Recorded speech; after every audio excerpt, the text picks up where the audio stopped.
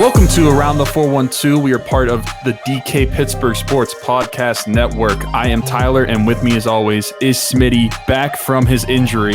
Smitty, how's that knee feeling? How you going? It's doing better today than it was a week ago.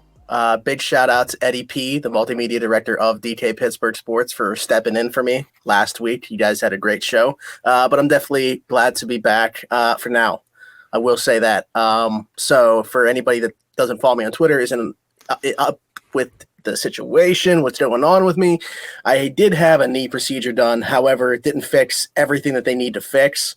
I'm waiting. They're waiting for cartilage cadaver that they need to replace in my knee. So you're getting a dead man's cartilage. That's lovely. Yeah. So that is going to be whenever I can get, and I don't even know when that's going to be. I have a follow-up appointment this Thursday.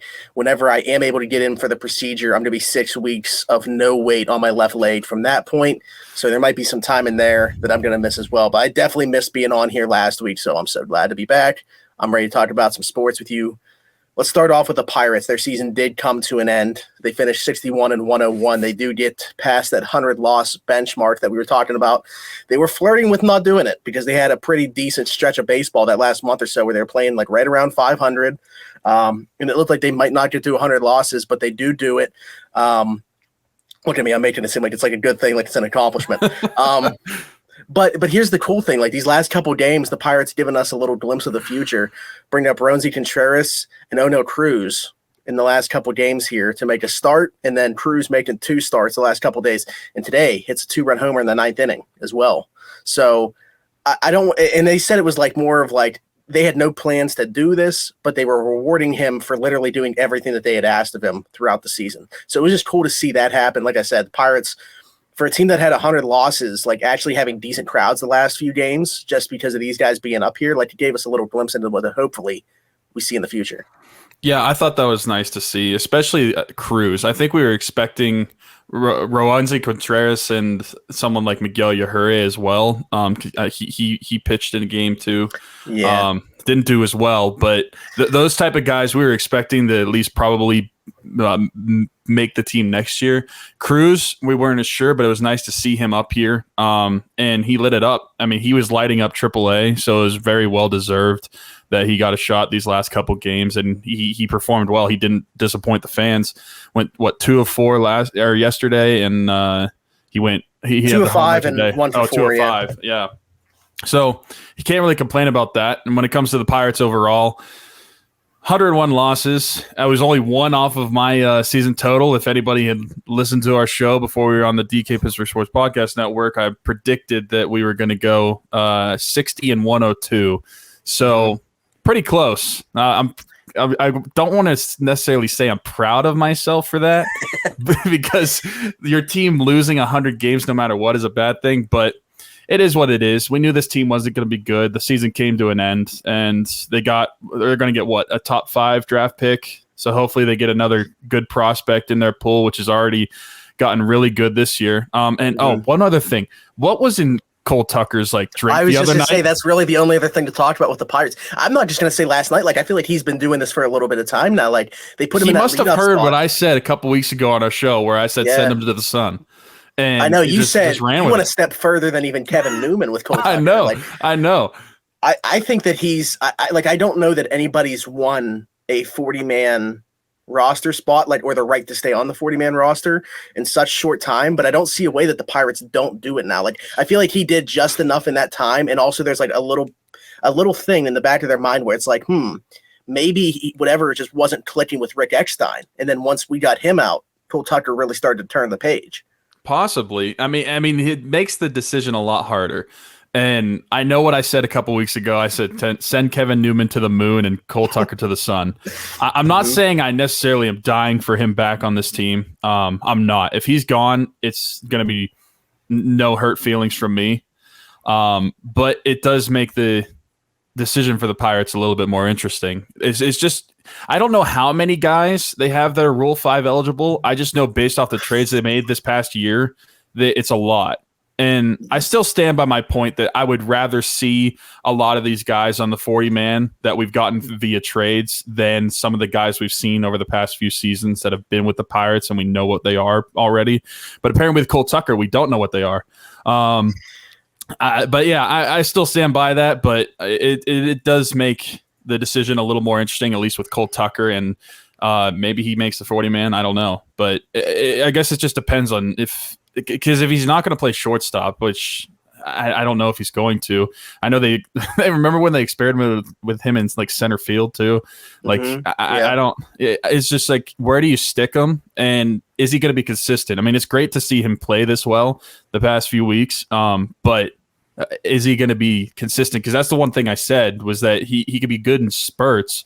But the problem is he's never been able to do it consistently throughout his career with the Pirates, which is why I'm ready to move on. But I will say it was really fun to watch, especially the one game the other night. It was literally all two ridiculous catches. Yeah, that's what I'm saying. Like, was Vanessa Hutchins in the stands or something like that? Like, I don't know. You have to put on a show. I don't know if she was. Well, I was going to say he was playing second base that night. And if we're talking about, do you think this kind of leads into this? If he can continue playing at second base, do you think that Cruz, who we saw only for 2 games this year, not a ton at AAA, do you think that he has a chance to make the major league roster next year? Or do you think, like I said, it was just definitely them rewarding him for this season? He's definitely going to start in AAA next year. I think the way that he performed in his time in AAA this year, and then, listen, it's only 2 games. It's almost as small as a sample size as you can get in the big leagues, but still, it's 2 games where he wasn't hitless. He did perform well in the majors. I think that gives him every opportunity to make the roster next year and be that starting shortstop. Because think about it, in the system, if he's the guy, why would you put anybody else in front of him? He is clearly like one of the best prospects in the system. He's going to be the best shortstop in the system. And we know that he's going to stick at shortstop, and the height is not going to hinder him any. Why not? And if Cole Tucker is good at second baseman, then I'm fine with him moving over there as well. I just didn't really want him as a shortstop long term. I know the shortstops we have behind him coming up, and that's the issue. But yeah, in the short term, if Cole Tucker moves to second base and then we have O'Neal Cruz as our starting shortstop next year, I'm perfectly fine with that. Anything to get these guys up here quicker, as long as they're ready and you're not just pushing them, I'm okay with. Yeah, I think if he's given a legit shot to win a major league job in spring training, why wouldn't he? I mean, look at what he's done at every level. There's no way that in AAA, and I get he didn't spend like an entire season in AAA or anything, but in AAA having like a 1.9 OPS, yeah, like people are good if they have over a 1. I mean, or if they have over 800. Right, it's insane. So great start for O'Neal Cruz. It was a great start today for the Steelers too. However, things kind of spiraled out of control after that. We're going to talk about that when we come back on Around the 412. This is Around the 412 as part of DK Pittsburgh Sports Podcast Network.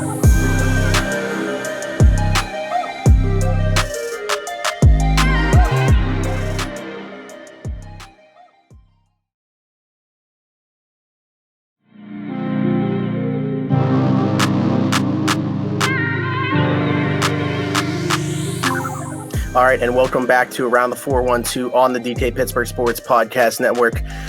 Like I said, Steelers got off to a great start today, finally went down on their first drive of the game, got some points, got a touchdown, not just 3. They did the whole thing. They punched it into the end zone. Deontay Johnson scores a touchdown, 45-yard touchdown from Ben Roethlisberger. However, after that, the offense did what the offense has done the rest of 2021 besides that first drive. They went stagnant. They couldn't move the football. But for the first time, what I thought was different about this game as opposed to the previous 3 was I thought they actually were starting to establish something on the ground. I thought that they were running the ball okay. And also in pass protection, like Ben had some clean pockets and he was just missing throws. So I guess what I'm getting at is for the first time in 2021, I felt like Ben Roethlisberger is the number 1 person to blame why the Steelers offense struggled today. For this game, I agree. There were multiple missed throws. 2 specifically that come to mind to Juju Smith-Schuster. I know people are trying to argue that that first one was catchable. I mean, listen, he's not Superman. You can't expect him to be able to make that throw or make that catch. Ben is the one that should be able to make that throw. He's literally wide open. Even I remember a crossing route that Najee was on, and he just threw it behind him. That was in, like, towards the end of like the third quarter, beginning of the fourth quarter or whatever. It was very evident that Ben was just missing the marks today. And you're right. The offensive line, now they weren't great again. No. I mean, they're not good at all, but they did a little bit better. And especially in the running game. That's the thing, is they're not going to be. So everything else about this offense was probably as good as we're going to see it be this season. And yet we kept saying, like, if the offensive line is good, if you get some type of rhythm on the ground, if your receivers are getting some type of separation, if they're not dropping the football, then we should be okay, because we still believe like Ben can be a quarterback that's successful in that ecosystem. Well, today, everything else around him was okay enough, and he just was missing these throws. Yeah, the line is still crap, but the fact that Najee was still able to get 4.1 yards per carry, as opposed to like 2.5, is pretty good. He finished with 62 in that touchdown at the very end. But overall, this game, I feel like if offensively is mainly blamed on Ben. He's just washed up. And I don't really see a way around it. I don't know. I think Steeler fans have to quit kidding themselves and thinking that this is going to be a good team. And I'm being dead serious on that. I think this team sucks. I genuinely do. And I'm starting to revert to how I was at the end of last season. Last season, I wanted Ben to retire. I wanted Randy Fichtner gone, which I got. But I also wanted them to draft a tackle, which they should have. I think it's very evident. I love Najee. He was not the right pick at 24. I'm glad you brought that up, because I disagree. I think, if anything, they should have drafted a lineman in round 2. Who would they have taken in round 1 over Najee that would be playing right now? They would have had to move up for Evan Darisaw. Jenkins would be the next one. Yeah, but he's out for the season potentially with a back injury. Yeah. So and he's I don't know that he wasn't even playing right away anyway in Chicago. Like, I think if anything, you can make the argument that they should have gone like Samuel Cosme or something over Freiermuth, but there wasn't for me a tackle worth taking at 24 once Darisaw got taken at 23. Now, if somebody were to say they felt like the secondary, like they should have addressed that before Najee, so maybe they should have gone with like Newsome or Asante Samuel Jr., who I liked, or Eric Stokes Jr. is playing pretty well in Green Bay. Like, if they would have said like we felt worse about the secondary than the run game or something like that, I think that makes sense. But when we see like, and it's easier when we have this hindsight, but just going based off what we're seeing now, it doesn't look like there was a tackle worth taking at 24 anyway. Like a center, maybe Creed Humphrey they could have had at 50. I guess that's probably, yeah, that would be what I would say. If we could go back in time, I love Pat Freiermuth. Like, it's the same thing that you're saying about Najee, but I would have taken that center over Pat Freiermuth. Basically, what we're both getting at is that the way that they approached this season was entirely wrong. And they approached it as if they were going to make one last run with number 7 and try to win a Super Bowl. That's not going to happen. But even then, they didn't do that because they took guys on their offensive line that were more project players than for sure right away starters that are going to make your line better. I mean, Dan Moore Jr., we hope he's going to be a decent tackle. Kendrick Green, we hope he'll turn into a decent center. But we don't know. We don't know that these guys are going to do that. Those are Kendrick project Green, players. we don't even know if he's going to be able to stick at center. I mean, I understand that it's a very small sample size, but he's not been good at center, and I think that he could be really good at guard. Maybe they draft a center next year and he replaces Trey Turner. Because he's only here on a 1-year deal. I don't know. But yeah, I mean, we've brought it up how many times on here. It's like, it really made no sense because a lot of moves were kind of like, this is one last ride for Ben, except for the biggest thing, and that's addressing the offensive line. Other than the 1-for-1 cancellation of David DeCastro out, Trey Turner in, and, some depth guys like Joe Haig, who, I mean, hey, he stepped in for Okorafor today, and that was really the only change on the offensive line, and they looked better. So I don't know that he. Well, Okorafor sucks.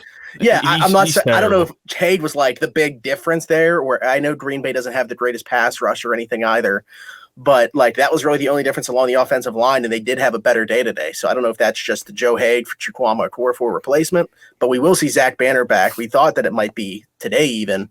I would think he should be able to go next week against Denver.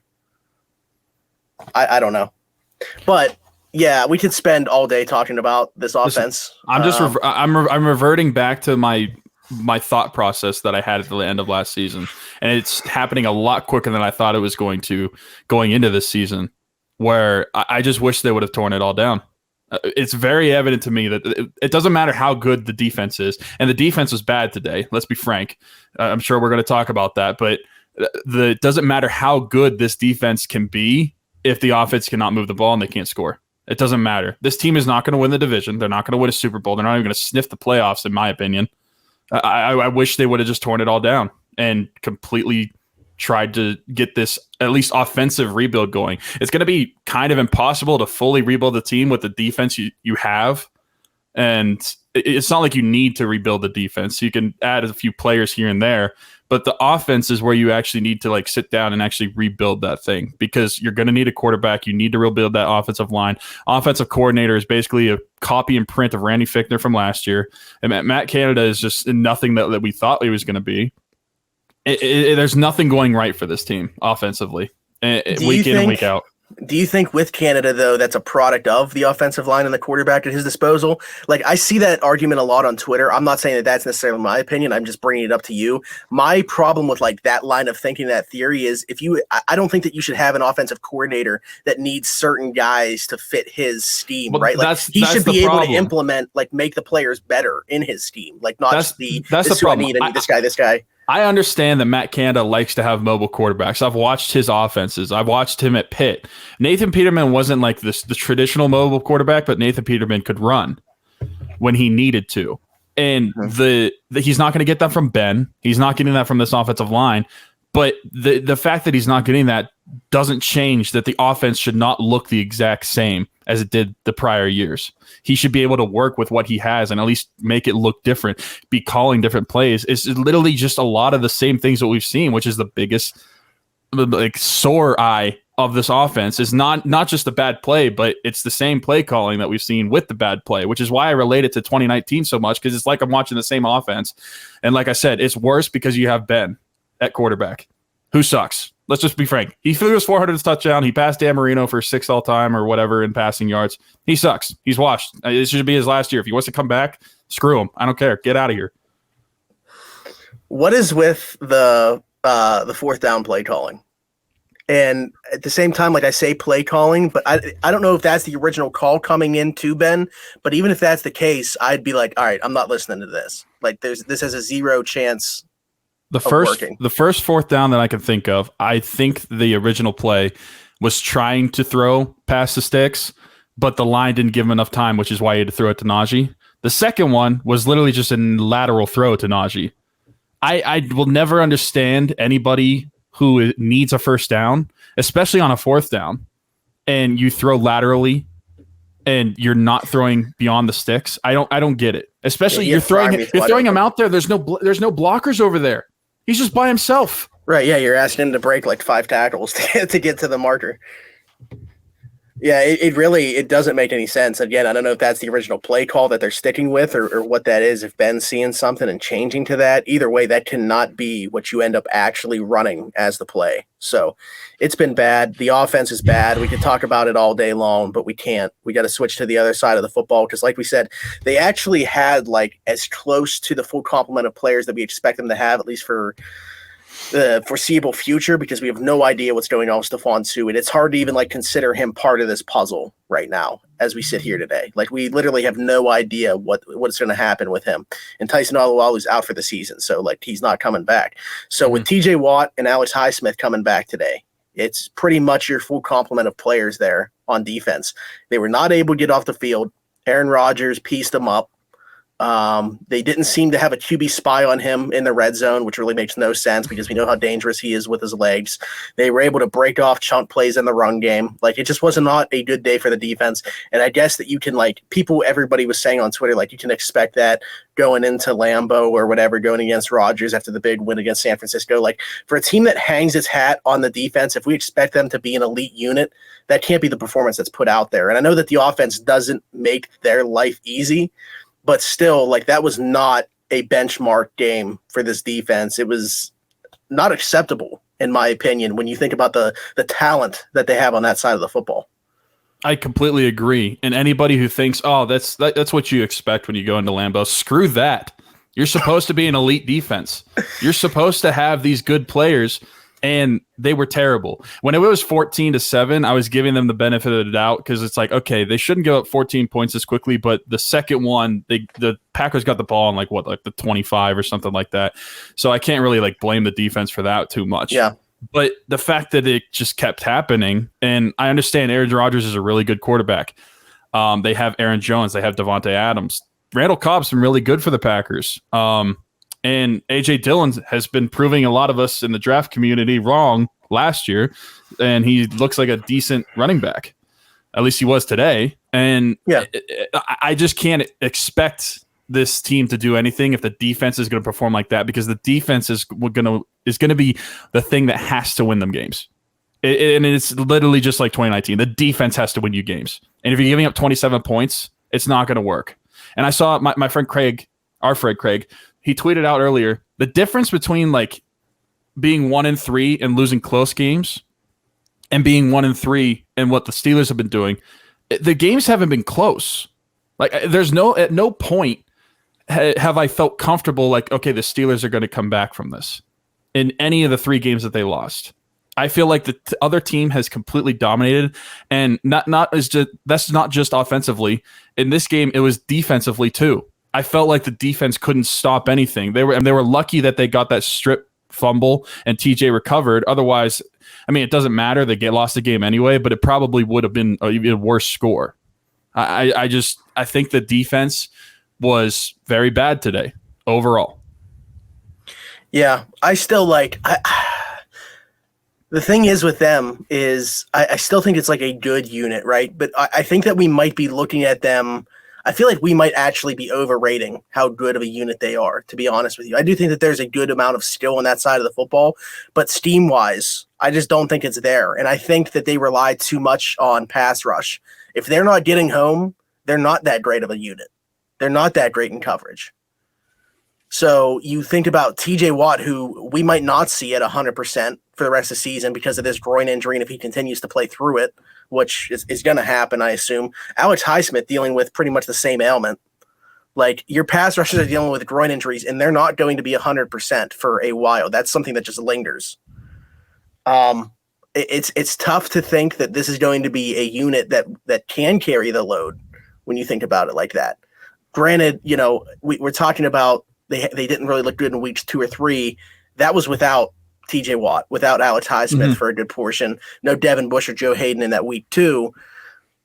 I'm a believer in the defense, but the thing is, it's mainly about that pass rush. If they're not generating pressure, and we saw them not be able to do that today, then last week against the Bengals.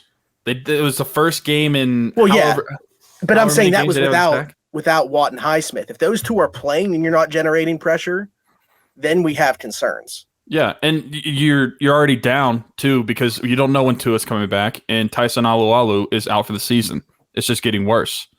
So yeah, this defense, they have to carry this team, and today they were just not good overall. They and have I was to carry this team, and you just wonder, health wise, if they're able to do it. Then that's why I think the Steelers suck. Listen, I'm not kidding when I say this. I think they're a bad team. I don't think we talked about earlier in the season that we think that the conversation of them being close to the Bengals is not a serious one. Now I think it's a serious one, especially after the Bengals beat them last week. I think that the Bengals are close to the Steelers, if not better. The team's not good. The offense sucks. And that's the reason I think the Bengals could be better than the Steelers is because the offense is so bad. If the offense could move the ball at least, maybe it's a little different. But for how bad they are and the defense not being able to make up for it, I think this team, I said last week, they're lucky if they win 6 games. I think they're lucky if they win 4. See, I'm not ready to agree or disagree with this. The thing is, they're 1-1 with a relatively healthy team. Weeks 2 and 3 where they lost to the Raiders and Bengals. And I know that's not an excuse. Every team deals with injuries, but assuming health for them the rest of the way, I still think that the defense is going to keep them in games and win them enough games to be competitive. Looking at their schedule, it's like hard to find wins and on it right now. But that like, I hate doing that in general. Like when we do like preseason predictions, it's like, man, like so many things can change from this point to this point, from this point to this point. We are, in a traditional season, we're a quarter of the way through the season right now. Right. I guess we're technically a little less than a quarter, I guess, or whatever. But next week after the Denver, you have played 5 out of 17 games. You're over a quarter of the way into the season. If nothing changes, how long can you wait until you expect something to change? I don't think it's that long. Oh, yeah. I mean, so you look at like their upcoming schedule. Seattle just beat San Fran today, and the Broncos were undefeated until they lost to Baltimore today. Like if they don't beat Denver and get back to if they drop to 1 and I think that's a huge difference, by the way. If they get to 2 and 3 as opposed to 1 and 4, like that is 2 and 3 keeps them in the race for the division. If they drop to 1 and 4, I think that they're out of it already at that point. I'm sorry, I'm not laughing at you. I'm just laughing at what you said, race for division, because I don't think it's a race at all. I mean, like I know I understand the sentiment. It's technically is because of the standings or whatever, but I don't think it's close. I don't think there's any way they compete for anywhere. Like they're competing for third place in my mind right now for in the division.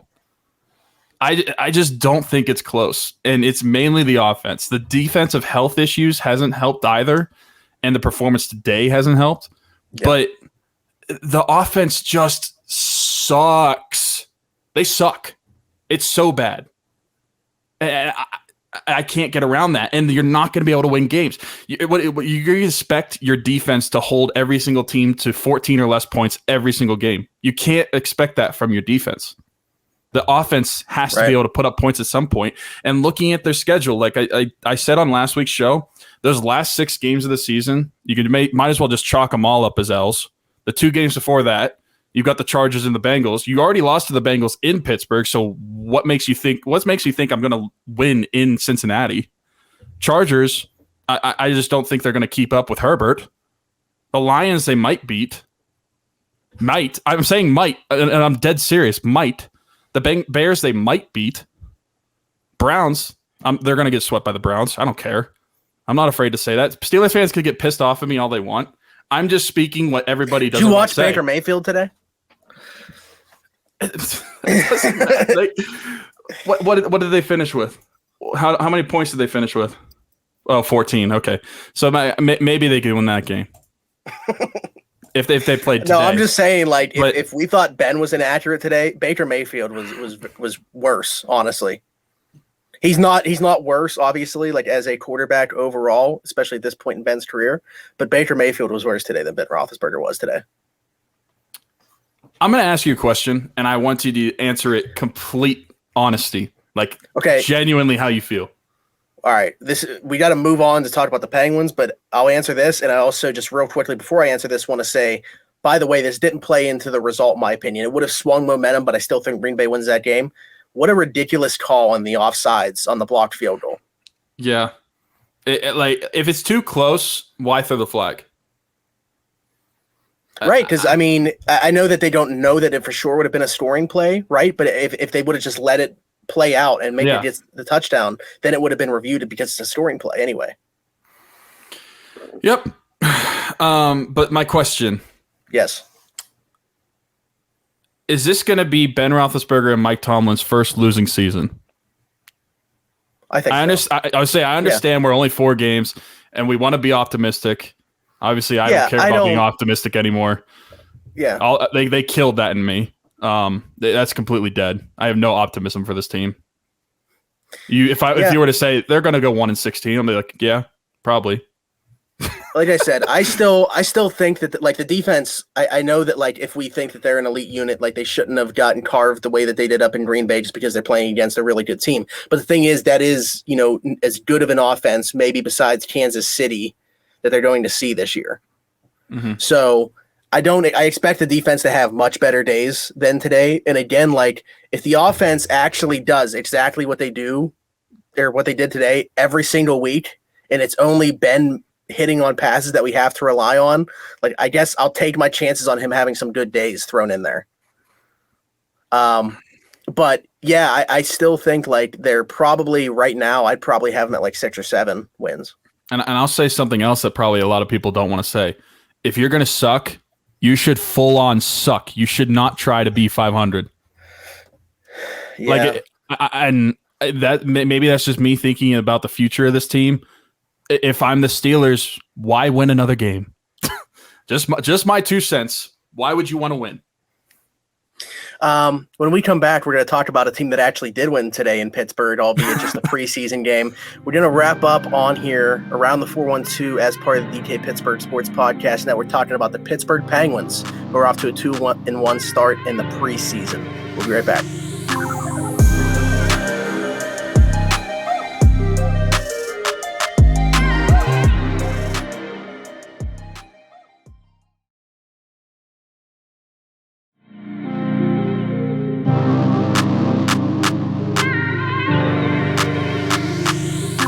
All right, and welcome back to Around the 412 on the DK Pittsburgh Sports Podcast Network. Did you get that all out of your system? You need some blood pressure medication? Or? I'm sorry. I love this team, and that's why I hate them. It shines through. The passion shines through.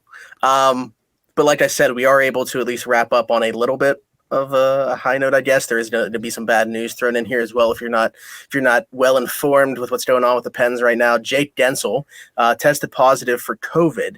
And due to the protocols, like actually testing positive, it's not just like, a close contact or anything. He's going to miss the opening night game now against Tampa in 9 days. So 10 days. I would say, is it 10 days the minimum? Yeah. Okay. So he's not going to be able to play in the opener, already without Crosby, already without Gino.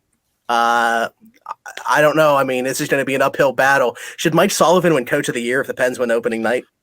Say if they win that one game, looking at that opening night roster, probably just give them the award right away. But we did. So today was nice because it gave us a little bit of a glimpse as to what that opening night roster very well could look like. They played a lot of regulars. I'd say like Marcus Pettersson was probably the only one that we're going to see on opening night that didn't play today. They played Juuso Riikola. Unless that means Juuso Riikola is going to play with Chad Rubido on the third pair instead of Pettersson for some reason. I don't see that happening. But Trade, so what I thought was interesting, Danton Heinen brought in as kind of like a buy low free agent. He starts out on the opening line with Jeff Carter and Brian Rust. Goal and 2 assists today for Danton Heinen. I thought he looked pretty good. Jeff Carter also scored a goal. Kasperi Kapanen added 2 goals. Chris Letang got a goal. Really a guy for me, though, that's also been stealing the show just throughout the entire preseason. He seems to be right on the cusp of scoring a goal every single game and just hasn't done it yet. Drew O'Connor. Like, I think this is a guy that is kind of planting a flag and saying, I deserve a role in the bottom 6. Yeah, I think that he's one of the guys. He was a college signee, and the Penguins had a lot of high hopes for him. He didn't live up to the hopes right away last year whenever he was playing, but he wasn't bad, I guess. He just wasn't as good as everybody thought he was going to be. Looked like a competent player, yeah. Yeah. But I think for sure he's definitely one of the guys that could be fighting for a roster spot. We mentioned a few names a couple shows ago, but we didn't really throw his in there. But yeah, the way he's been playing, you're right.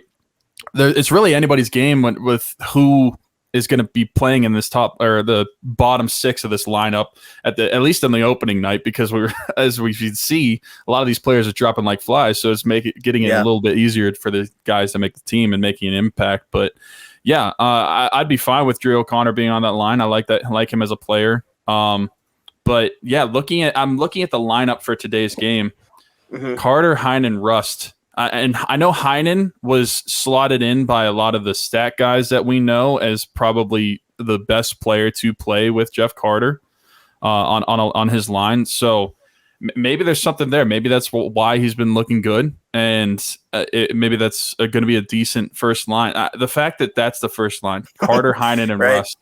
And then the second line, you have Rodriguez as your second line center. I think it's interesting that they'd have Rodriguez on the second line and Bluger still down on that third line. It just tells me like they're so like they know exactly what Bluger's role is, and they don't want to change anything about like his style of play or ask him to do more or less. Like they're just so enthralled with what he does in his role. They're not trying to change it in any way, shape, or form. Mm-hmm. And do you think a guy like Simone makes the opening night roster? I mean, we threw names around with him. It's like him, Lafferty, Zahorna, like guys like along those lines. So who didn't play today that we could, like Zach Aston Reese still on the COVID list, but he could come back before that opening night. And if so, we'd expect that he would be in the lineup unless like he's still feeling, sick or something from that. And then Zahorna didn't play today, but I think he still has a shot. I would say Simone has an upper hand on him though.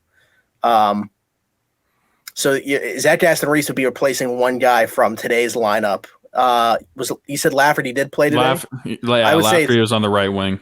Yeah, I think it would probably be Lafferty that comes out and Zach Aston Reese in, and Simone would make the opening night lineup. Just based, Simone's looked pretty good this preseason. I'll say, listen, you don't got to convince us. Like we are Simone believers, but we did say when we were talking about him before, we didn't know how much value he added to the team being on the lower lines, but he's looked good so far. So what can you really say about it? It's just it sucks that the Penguins are in this position in the first place, that they have to play with all these guys out.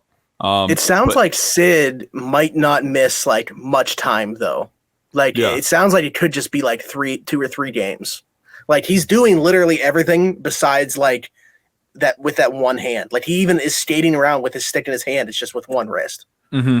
I mean, we've seen him score with one hand before, so why not? Hey. On a backhand too. Mm-hmm. So I don't think that he's like far off at all. I think everything's kind of right on the same timeline. But yeah, 2 months without Gino is going to be tough. You just really have to hope, and if today's any indication, it will be that Jeff Carter just continues to do what he did last year, and hope that a guy like we talked about Evan Rodriguez. You mentioned was the second line center today.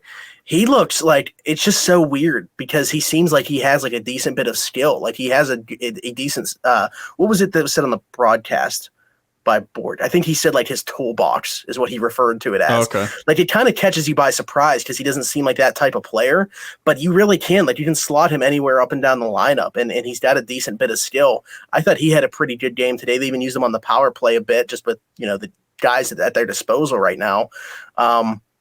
But yeah, to me, I think that Danton Heinen's really a guy to watch here because you mentioned, with Jeff Carter, Doug Glackey, who's our friend of ours, who's been on the show. We've been on his stuff before.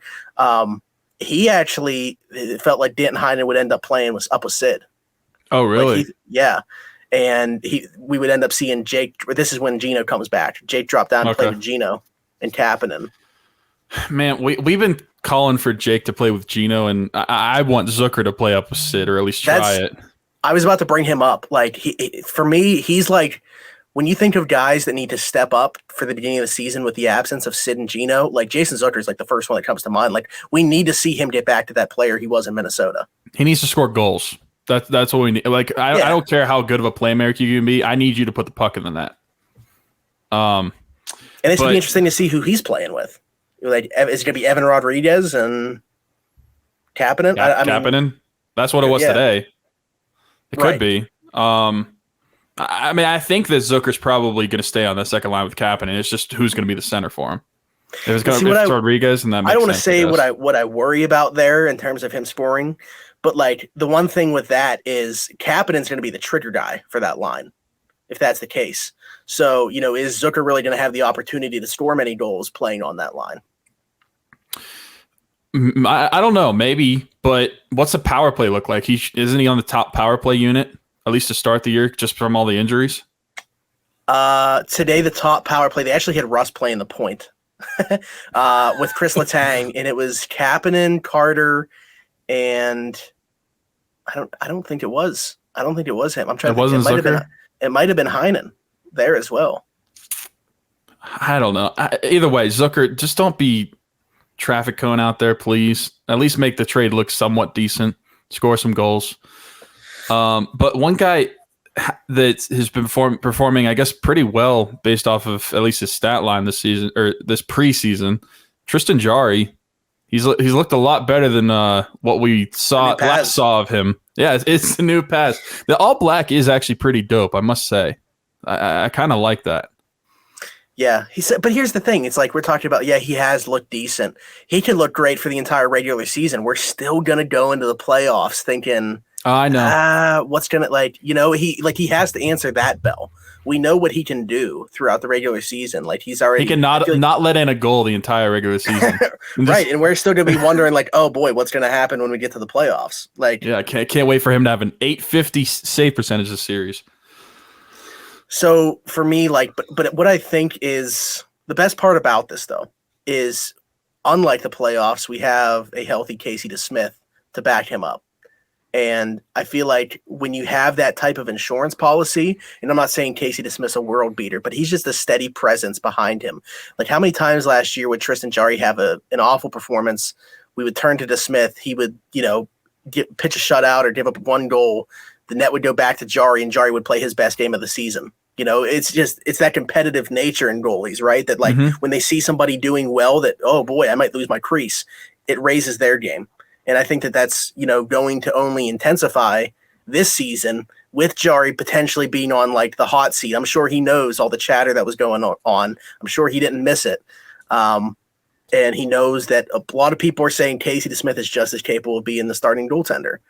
So, people calling for that 1A, 1B situation. I still don't think it's going to be that close, at least to start. Like we would have to see Tristan Jarry falter. But listen, they fired their goaltending coach. They didn't go out and get any new goaltenders. Well, Louis Domingue, I guess, if you want to include him.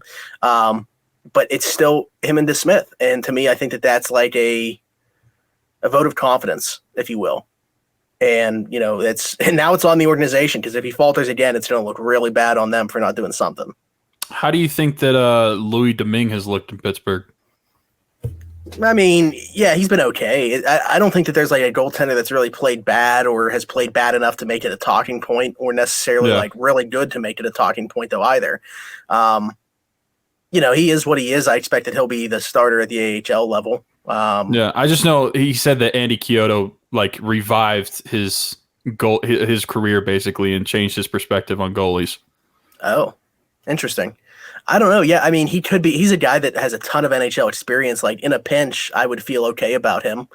I wish we just still had Max Legacy, to be honest. But I rented him a car. I know. That's why he came to mind, honestly. Yeah.